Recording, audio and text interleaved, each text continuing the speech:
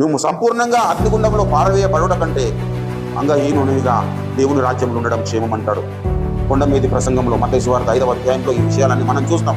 నీ చెయ్యి నిన్ను అభ్యంతరపరిస్తే, నీ కాలు నిన్ను అభ్యంతరపరిస్తే వాటిని తీసివేయమని ప్రభునందు పిల్ల అంత సీరియస్గా పరిశుద్ధతను గురించి దేవుడు మాట్లాడతాడు. కొంతమంది బయట ఉన్న వాళ్ళు ఏం చెప్తారంటే పాపాన్ని ప్రోత్సహిస్తారు కదా. పాపాన్ని ప్రోత్సహించే దేవుడు కాదు. పాపమును ఏ విధంగా ఖండించాడనేది లేఖనాలలో లోతు తప్పు చేశాడంటే లోతుకు మానవుడు, ఆయనను బట్టి దేవుని ఎందుకు నిందిస్తావు? ఆయన చెప్పాడు డైరెక్ట్గా, ఇశ్రాయేలు ప్రజలారా నేను పరిశుద్ధుడనై ఉన్న ప్రకారము మీరును పరిశుద్ధులై ఉండు అన్నాడు.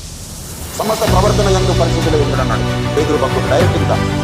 సమస్త నీ ప్రవర్తన విషయంలో నువ్వు ఏ పనులు చేస్తావో, ఏ విధంగా నడుస్తావో, ఏ విధంగా నువ్వు పండుకునుడా, నువ్వు లేచుతా, సమస్త విషయాల్లో నీకు అప్పగింపబడిన నీవు పొందుకున్నది, నీకున్నది, నీవు లేనిది, అన్నిటి విషయంలో నువ్వు ఏ విధంగా ఉండాలి? పరిశుద్ధులై ఉండాలి సమస్త ప్రవర్తన యందు. మరి ఎందుకు చెప్తాడన్నమాట? ఎన్నటైనది పరిశుద్ధత నా మందిరములకు అనుకూలంగా ఉండాలి. కాబట్టి తెలివగా మాట్లాడతాం. అయితే రక్షణ పొందిన విశ్వాసి తన జీవితంలో చేయవలసిన ప్రాముఖ్యమైన పనులలో ఒకటేంటంటే మన అవయవములను మనం సాధించాలి. హల్లెలూయా. ఇంద్రియ నిగ్రహము గల ఆత్మని దేవుడు మనకి ఇచ్చాడు. పిరికితనము గల ఆత్మను ఇవ్వలేదు.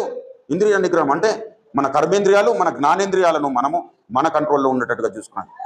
మన కంట్రోల్లో ఉండడం అంటే దేవుని కంట్రోల్కి వాటిని తీసుకురావాలి. హల్లెలూయా. దేవుని ఆధిపత్యం మీదకి. ప్రభునందు ప్రియులారా, క్రీస్తు యేసే ముఖ్యమైన మూలరాయి. క్రీస్తు శిరస్సు అయి ఉన్నప్పుడు దేహం అంతా మనము అవయవంలోను. ఇప్పుడు దేవుణ్ణి మనం శిరస్సుగా మన జీవితంలో నియమించుకుంటే మిగతా అవయవములన్నీ తమ తమ పరిమాణం చొప్పున శ్రేష్టమైన వాటినే అనుసరిస్తాయి ప్రియులారా. కాబట్టి మన అవయవములను దుర్నీతి సాధనములుగా మనం ఎంచద్దు. నీ దేహమును చెరుపుదానిని నీ నుండి తొలగించుకోమన్నాడు.